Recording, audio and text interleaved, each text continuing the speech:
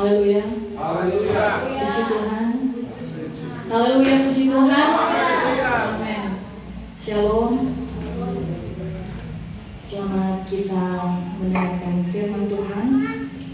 Tentu saya mengucap syukur kepada Tuhan Yesus yang sudah memberikan kesempatan ini, dan berterima kasih kepada Bapak Ibu Gembala untuk undangan. Kami boleh datang beribadah dan saya boleh melayani Tuhan. Puji Tuhan. Sudah dalam Tuhan Yesus Kristus, kita akan langsung dalam ayat pokok kita pada renungan firman Tuhan yang saya ambil dalam Yohanes 6 ayat 26.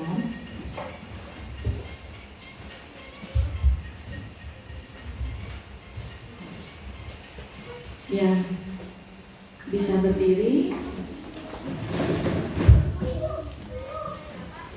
Kita akan baca secara bersama dengan suara yang keras. Dalam hitungan yang ketiga, Yohanes 6, 26. Yang sudah dapat katakan amin. Ya. 1 Yohanes 6, 26. 2, 3. Yesus menjawab mereka, "Aku berkata kepadamu, sesungguhnya kamu mencari aku bukan karena kamu telah melihat tanda-tanda, melainkan karena kamu telah makan roti itu dan kamu kenyang." Tuhan, silakan diri kembali. Saudara di dalam Tuhan Yesus Kristus, kalau kita melihat ya perkataan Tuhan Yesus ini yang merupakan teguran ya bagi orang yang berbondong-bondong mengikuti Tuhan Yesus. Karena apa? Di ayat sebelumnya, ayat 1 sampai 15 Yohanes 6, itu Tuhan Yesus memberi makan 5.000 orang laki-laki. Jadi bisa belasan ribu, karena belum termasuk istri dan anak-anak, ya. Nah, saudara di dalam Tuhan, Tuhan bilang apa? Kamu mencari aku, orang-orang itu berbondong-bondong mencari Tuhan Yesus bukan karena melihat tandanya, artinya bukan karena percaya ada kuasa pada Yesus, ya, melainkan karena telah makan roti, melainkan karena telah diberikan sesuatu atau mendapatkan sesuatu dari Yesus. Saudara, di dalam Tuhan Yesus Kristus, di sini jelas kalau kita melihat ada terjadi pergeseran nilai dari mereka yang mengikuti Yesus, yang mencari Yesus. Mereka tidak mau tahu siapa Yesus itu, ya. Bagi mereka, Yesus adalah orang yang sangat menjanjikan, yang bisa memenuhi kebutuhan mereka. Nah, jelaslah bahwa Yohanes 6 ayat 26 ketika kita sama-sama baca, itu juga menjadi bahagian saya dan saudara. Teguran itu datang bagi kita semua, amin saudara? Amin. Ya, karena Yesus sedang menyoroti kemurnian motivasi saya dan saudara mencari Tuhan, mencari Dia.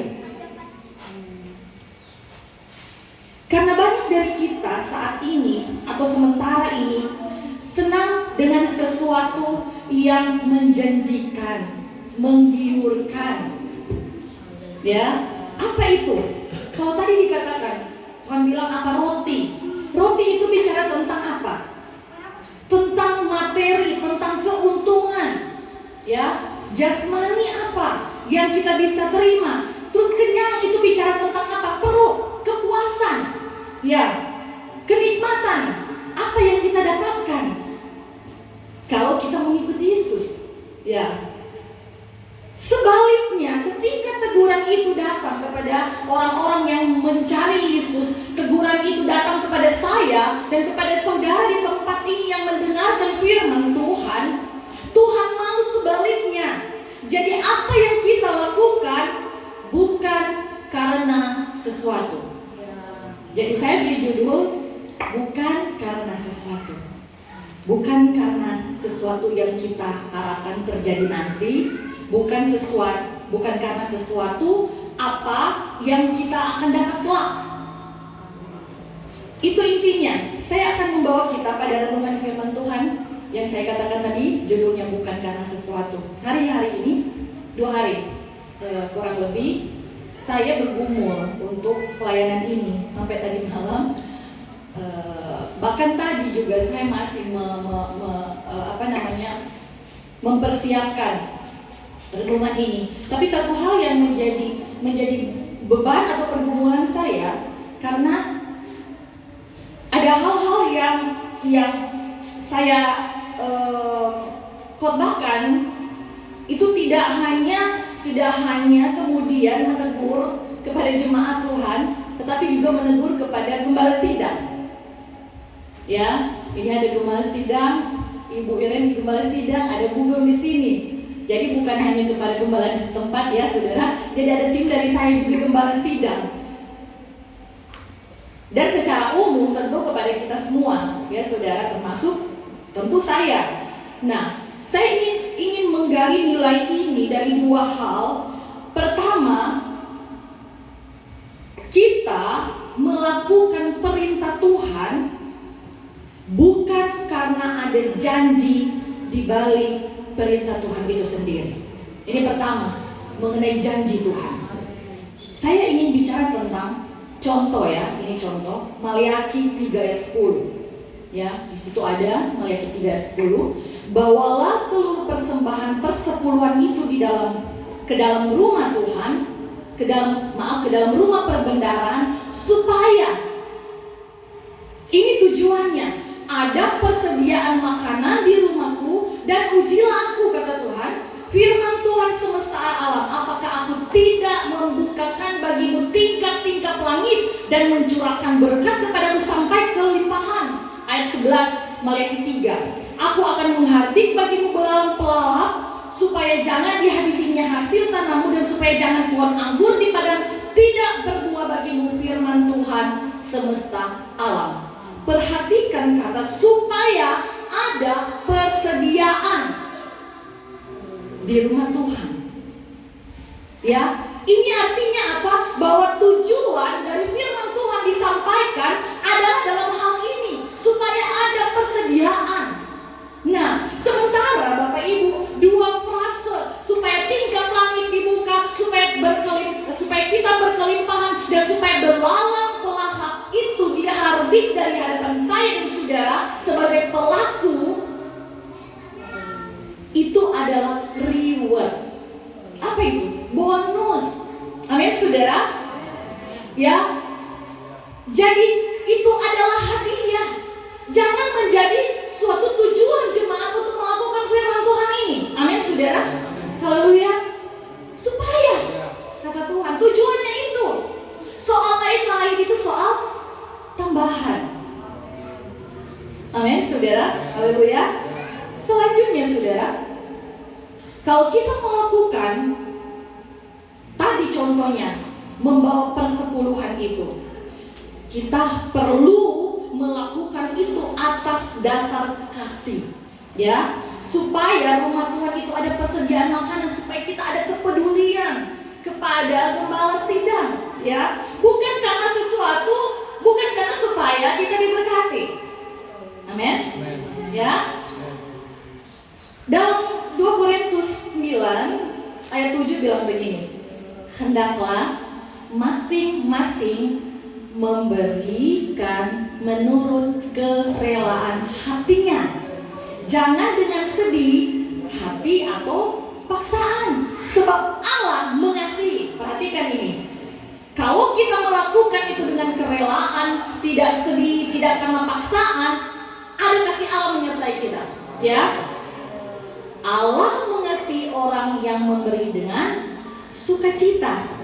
Nah, ini bagian ini, ya, tadi bagian jemaat. Demikian juga halnya dengan gembala sidang untuk menanamkan nilai-nilai kebenaran ini, saudara. Apa yang ingin saya katakan di sini, saudara? Bahwa mari hamba Tuhan, gembala sidang mengajarkan jemaat untuk memberi dengan kerelaan hati atas alasan kasih, jangan dengan paksaan, apalagi ancaman. Amin, saudara. Haleluya. Saya percaya jemaat di sini sudah jemaat yang dewasa, Tak perlu itu ancam-ancaman.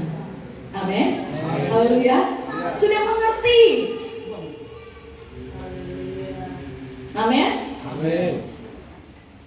Saudari dalam Tuhan Yesus Kristus. Karena apa? Ketika ada ancaman belalang itu tadi, ya, maka jemaat itu ditanamkan satu ketakutan, rasa takut. Kenapa? Takut tingkap langit itu tertutup, takut belalang-belahap, atau akhirnya menjadi terpaksa.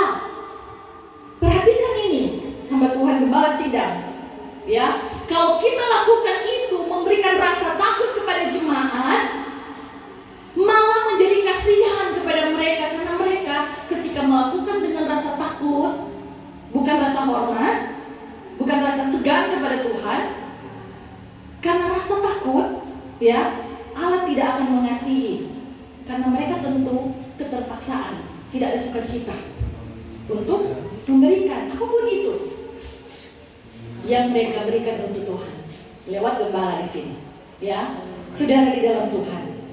Selain ketakutan yang tercipta, tadi saya katakan menggantikan rasa kita mengasihi Tuhan. Kasih kepada Tuhan diganti dengan ketakutan, dan manusia cenderung lebih dikuasai dengan ketakutan. Perhatikan saudara, 1 Yohanes 4 ayat 18. Apa kata firman Tuhan? Di dalam kasih tidak ada ketakutan. Kasih yang sempurna melenyapkan ketakutan. Sebab ketakutan mengandung apa? Hukuman tadi. Karena so takut, karena ancaman-ancaman, ya, terhadap hukuman itu, akhirnya ketakutan yang menguasai kasih kita lebih besar daripada kasih kita dalam melakukan firman Tuhan. Dasarnya sudah beralih, bergeser. Dan kata firman Tuhan, barang siapa takut, ia tidak sempurna di dalam kasih. Amin. Haleluya. Jadi seharusnya atas dasar apa? Langsung dijawab ayat 19. Kita mengasihi karena apa, Bapak Ibu? Baca yang keras. Karena Allah lebih dahulu mengasihi kita. Amin. Haleluya. Kita melakukan firman Tuhan, ya, kita membayar persepuluhan, kita memberikan persembahan atas dasar kasih. Karena Allah sudah mengasihi kita, bukan supaya nanti ada berkat-berkat. Amin, saudara. Haleluya. Nah, berarti kalau kita memberi untuk Tuhan dalam hal ini tentu pekerjaan Tuhan, ya, bukan karena sesuatu, bukan supaya tingkap langit terbuka, bukan supaya berkat berkelimpahan, bukan karena takut belalang pelahap, tetapi kerelaan karena mengasihi Tuhan dan pekerjaan Tuhan. Katakan amin. Haleluya, puji Tuhan. Memberi belum tentu mengasihi, tetapi mengasihi sudah pasti rela memberi. Amin. Ada orang yang memberi ya karena mereka banyak, ya, banyak alasan untuk memberi. Cari panggung supaya disebut apa, tidak ada kasih di dalamnya, ada. Tetapi ketika kita mengasihi Tuhan, kita akan memberi untuk pekerjaan Tuhan. Amin. Yang kedua, ya, ada janji untuk orang yang melayani Tuhan, ya. Tetapi kalau kita perhatikan, kita baca dulu 1 Korintus 15 ayat 58. Karena itu saudara-saudara yang kekasih, 1 Korintus 15:58. Berdirilah teguh, jangan goyah, dan giatlah selalu dalam pekerjaan Tuhan. Jadi berarti kita dipanggil untuk apa?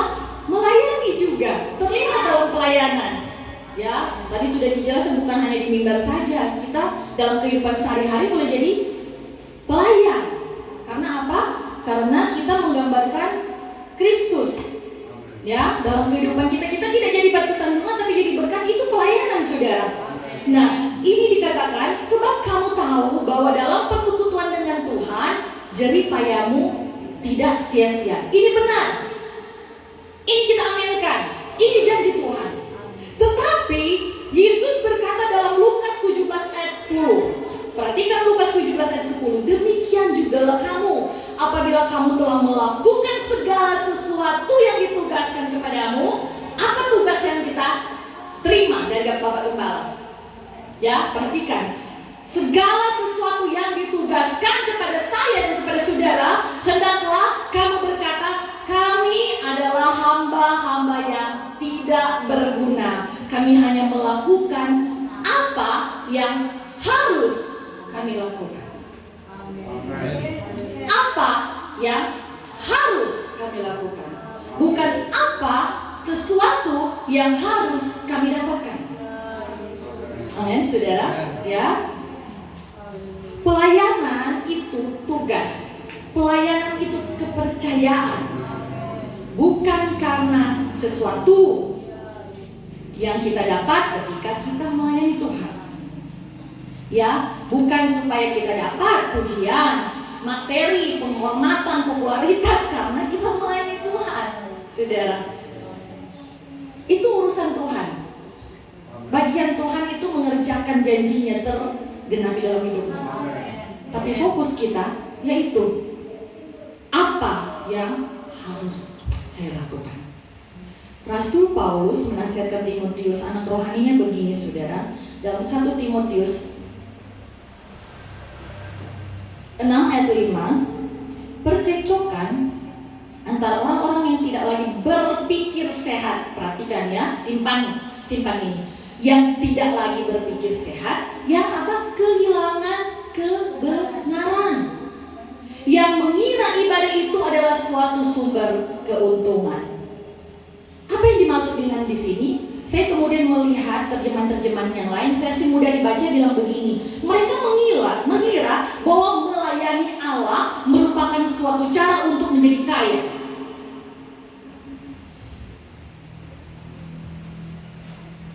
Saudara, ingat ini saudara, kalau kita melayani Tuhan, jangan pada tujuan untuk menjadi kaya.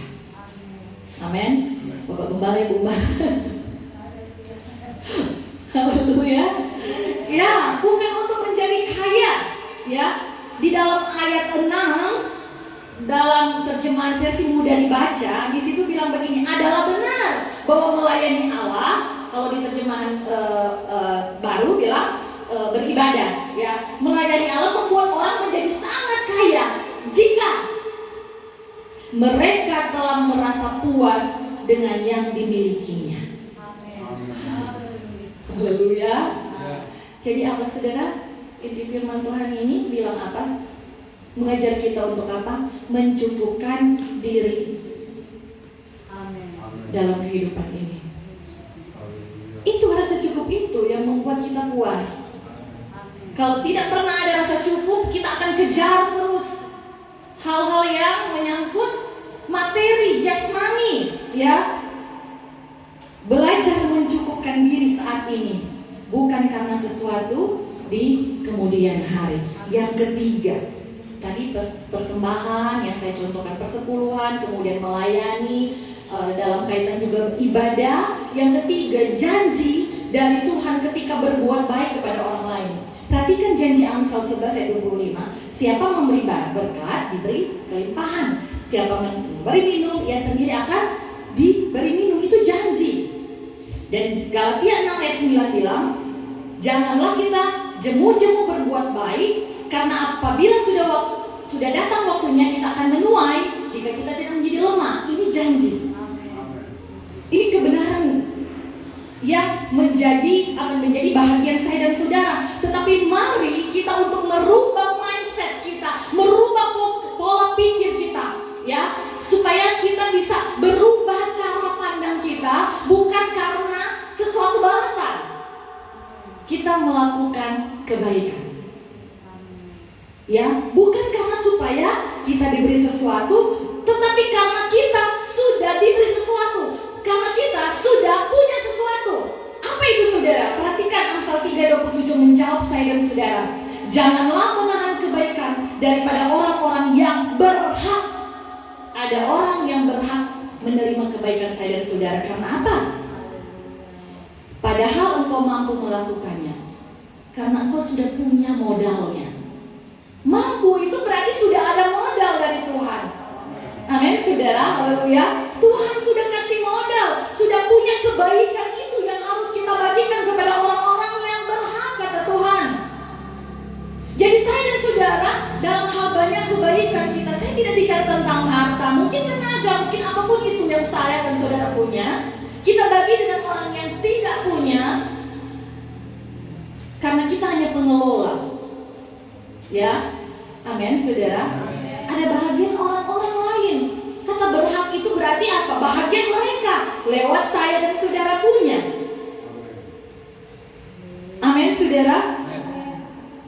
Dan kita punya kebaikan itu karena Tuhan terlebih dahulu. Kata di sana dikatakan jangan menahan kebaikan, ya. Karena apa, saudara?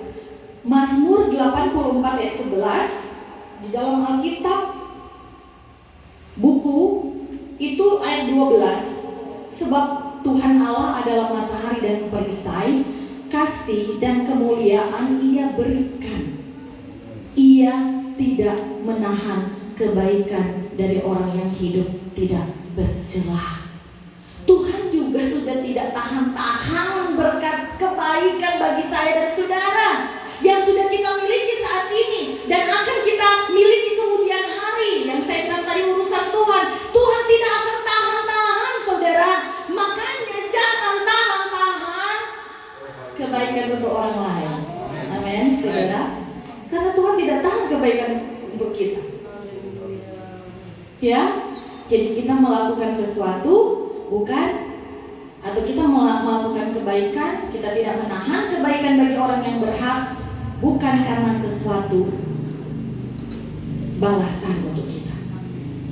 Ya, kedua, tadi soal janji-janji dari Tuhan. Sekarang kita masuk dalam kehidupan kita sehari-hari, janji manusia.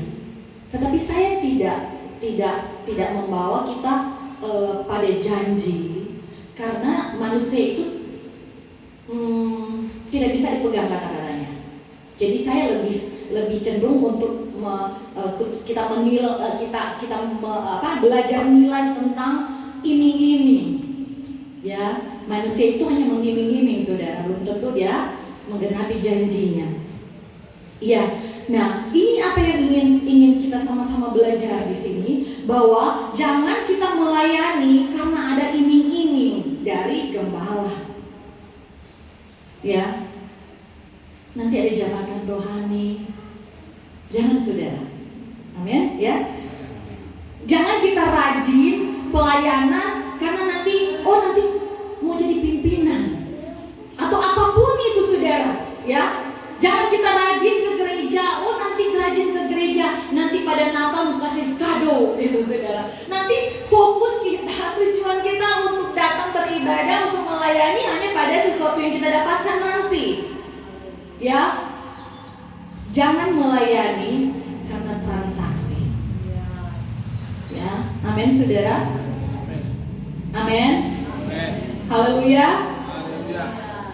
Ibadah itu jangan kita lakukan karena iming-iming ada hadiah. Yang kedua,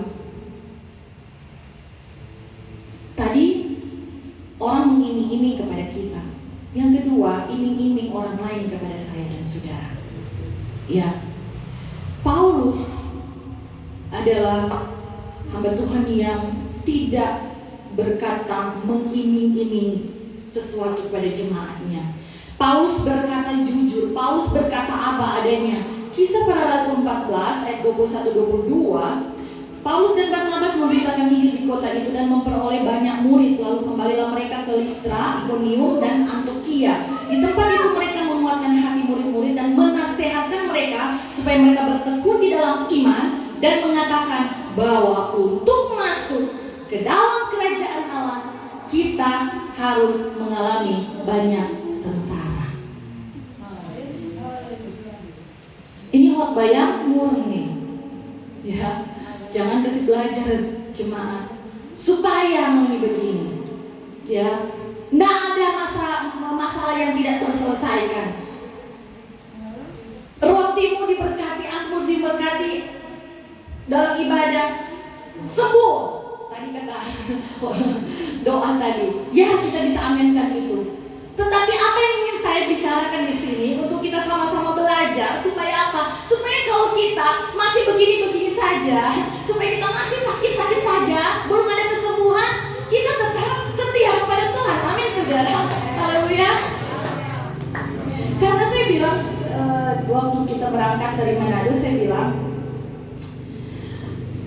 malah Elisa, ya, dikatakan firman Tuhan, dia mati karena sakit parah. Saudara bayangkan itu. Tetapi tahukah saudara, bahkan dia sudah tidak tahu tulang-tulangnya bisa menghidupkan orang lain. Jadi tidak perlu orang tahu, tidak perlu orang lihat, tidak perlu orang merasakan. Ternyata ada berkat. Walaupun di tengah kesakitan saya dan saudara, orang lain yang melihat orang tetap setia, orang akan bilang, itu ibu sana so sakit parah begitu tetap setia, tetap beribadah. Tuh orang cuma sakit gigi, cuma sakit begini sudah jadi alasan datang ibadah.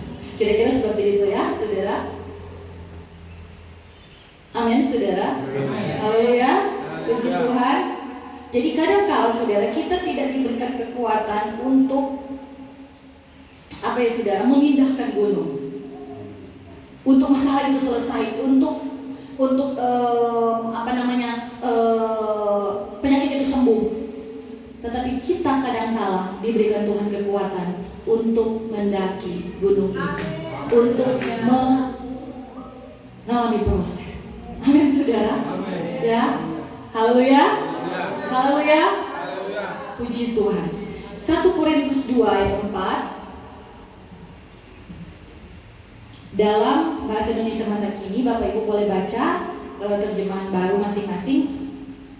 Berita yang saya sampaikan kepadamu tidak saya sampaikan dengan kata-kata memikat,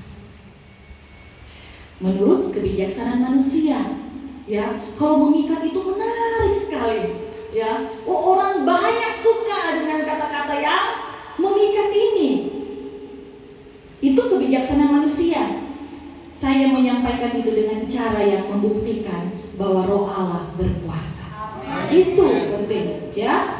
Yeskiel 13 ayat 10, terjemahan yang sama bahasa Indonesia masa kini. Hai nabi-nabi palsu, perhatikan nama Tuhan, kamu telah menyesatkan umatku dengan mengatakan bahwa segalanya aman dan beres. Ini apa artinya? Angin segar. Ya, padahal sama sekali tidak. Umatku telah mendirikan tembok dengan batu bata yang longgar pemasangannya, kemudian kamu datang dan mengapurnya. Ya, tidak kokoh dasarnya, saudara. Jemaat karena diberi iming-iming seperti itu, angin segar, perkataan janji-janji yang apa istilahnya, manis. Akhirnya jemaat ya sudah bangun saja. Terus gembala datang apa? Datang cer. Ya. Yeremia 6 ayat 14. Mereka mengobati luka umatku, ini bicara tentang gembala-gembala hamba Tuhan, dengan memandang ringan. Ya. Katanya, damai sejahtera, tetapi tidak ada damai sejahtera. Kalau kita baca dalam versi yang lain, FAY, saudara, mereka meremehkan luka-luka yang diderita umatku. Mereka berkata damai sejahtera, padahal perang sedang berkecamuk. Ya, ini adalah teguran. Jangan hamba-hamba Tuhan dikatakan nabi-nabi palsu. Amin, hamba Tuhan. Jadi lebih baik terus terang, amin ya saudara. Anak-anak itu saudara, itu diiming-iming kalau dia rajin. Oh, nanti dapat gula-gula kalau anda rajin pilih gereja. Tetapi kita semua jemaat Tuhan, seberapa tahun ikut Tuhan, seberapa tahun kenal Tuhan, ya, kita adalah orang yang dewasa. Amin. Tanpa iming-iming, ada kesadaran penuh untuk melakukannya dengan penuh kemurnian. Haleluya. Bukan karena sesuatu.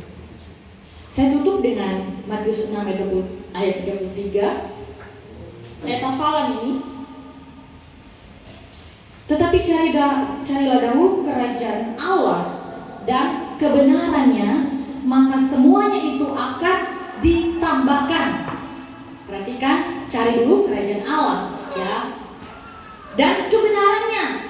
Nah, kita tadi sudah melihat soal kebenaran, kemurnian kita itu, ya, dalam melakukan sesuatu. Karena apa? Karena sesuatu itu adalah barang tambahan. Jangan cari-cari itu tambahan, saudara. Datang sendiri kok. Kalau orang cari, justru kemurnian orang dipertanyakan. Amin, saudara. Haleluya. Yang ditambahkan itu yang kita bilang apa? Reward, bonus, hadiah. Jangan jadi sasaran kita, cuma tambahan. Tuhan tahu bagian Tuhan. Amin. Saya berdoa, saudara, supaya paradigma kita berubah, pola pikir kita berubah. Jadi sesuatu yang kita lakukan itu bukan karena roti, untuk supaya kita menerima apa tadi, materi.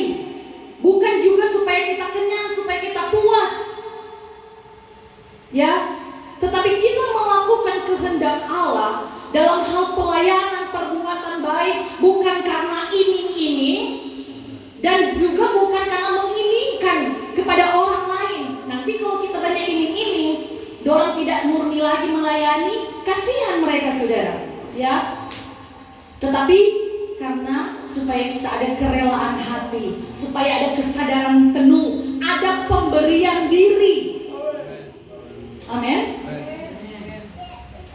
Kasih, bukan transaksi. Haleluya. Puji Tuhan.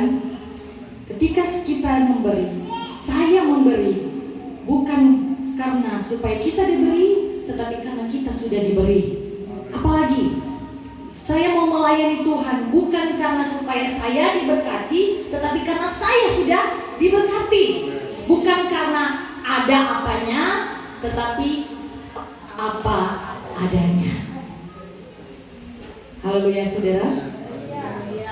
Saudari dalam Tuhan, kami punya komunitas. Dan kadang-kala kalau misalnya melakukan satu program, Bapak Ibu Gembala, ya, saya cenderung untuk tidak bilang begini, oh nanti tugas-tugas ini kamu yang nanti tugas. Nah ini yang waktu terakhir ini seminar, saya tidak menunjuk jadi panitia si A si B. Saya bilang semua panitia, semua bekerja. Karena apa, Bapak Ibu? Karena ada indikasi kita semua, ya, itu memang sudah bawaan manusia yang bekerja karena, aduh, soalnya Pak, orang waktu panitia di situ. Nah, itu dia. Memang sakit, Bapak Ibu, saya sakit. Dalam hal juga misalnya ada aksi pengumpulan apa, misalnya ada ide, mari Tuhan kumpul ini. Saya melihat itu, saudara, tergerak hati saya oleh belas kasihan Tuhan. Saya bilang, Tuhan, ini gembala-gembala sidang, mereka berkorban. Tuhan, saya mau supaya apa yang mereka korbankan, saya mau kasih reward. Ya, baru-baru di KKR itu, dalam hati saya bilang, Tuhan, saya tersentuh dengan pengorbanan mereka yang mau berbagi untuk mengumpulkan dana. Kita sewa kursi untuk KKR, ya.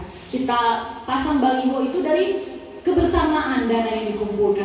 Saya bilang, Tuhan, ini sebenarnya bagian saya. Mereka cukup berdoa dan bekerja bersama. Kalau soal doi biar jotoran, tapi mereka ada kerelaan, Bapak Ibu. Saya tidak ada iming-iming apa-apa sebelumnya, mereka menabur. Itu yang memberikan saya satu, apa ya, saudara, ada dasar kasih ini. Saya akhirnya terbeban. Saya tidak bilang siapa-siapa. Menjelang Natal PTF, Prasetyo Turangan Families, Saya bilang sama mereka yang suka berdiskusi dengan saya bilang, tahukah kalian bahwa apa yang kalian tabur itu saya akan kembalikan, atau dari dasar itu saya akan memberi taburan kepada kalian 2 atau 3 kali lipat dari itu, sesuai dengan kemampuan. Terus teman saya yang sering itu ngobrol, dia bilang begini, oh jadi orang tambah joe. Kita bilang enggak ada begitu, sedang murni itu. Sebenarnya sakit Bapak Ibu kalau begitu. Karena apa? Ya kalau saya sudah mulai dari awal iming-iming begitu, walaupun itu sebenarnya bukan iming-iming ya, karena memang pasti saya akan lakukan. Banyak yang akan berbuat. Soal juga mungkin dalam aktivitas. Oh banyak yang akan kerja, banyak yang akan begitu kalau sudah ada iming-iming, saudara. Ya jujur, benar nggak? Saya juga begitu kok, masih berproses, ya. Tetapi saya belajar. Tuhan, saya mau di dalam keluarga PTF ini tidak didasari dengan iming-iming, tetapi dari kesadaran penuh, ya, pemberian diri. Amin, saudara. Sakit loh saudara, sakit.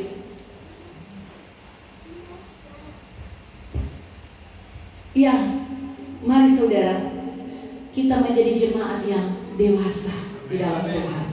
Ya, karena apa? Ayat Alkitab yang kita baca pada tadi itu Tuhan sedang bicara tentang roti hidup. Ya, karena mereka itu cari roti jasmani, kenyang, kepuasan, materi. Dia sendiri adalah roti hidup. Itu tidak dicari, pergeseran nilai. Jadi yang menjanjikan itu tidak jadi penting. Sesuatu yang didapatkan dari janji itu yang dikejar. Ketika Tuhan Yesus menegur ini, saudara, perhatikan murid-murid yang mengundurkan diri itu ada di ayat 60 Yohanes 6. Masih di pasal yang sama, dorang semua mengundurkan diri. Ya, karena apa? Karena tidak dewasa. Kalau firman Tuhan ini datang kepada saya dan saudara sebagai suatu teguran mungkin, himbauan mungkin, apapun itu, biar Roh Kudus bekerja dalam kehidupan saya dan saudara, amin. Ya, dia akan membawa kita pada seluruh kebenaran, bukan karena sesuatu. Punyailah iman sekalipun, bukan iman meskipun. Seperti halnya Sadrak, Mesak, Abednego. Amin, saudara. Haleluya. Pribadimu Tuhan. Kata Rasul Paulus, hidup adalah Kristus, mati keuntungan. Kristus yang kita pegang. Ya, jangan seperti orang yang berbondong-bondong itu. So lihat mujizat itu ada pada Kristus dan orang cari itu hasilnya, bukan pada pemberi mujizat itu. Saya undang musik dan singers, kita mau lakukan kembali Iman Sekalipun tadi ya saudara. Jiwaku berkata,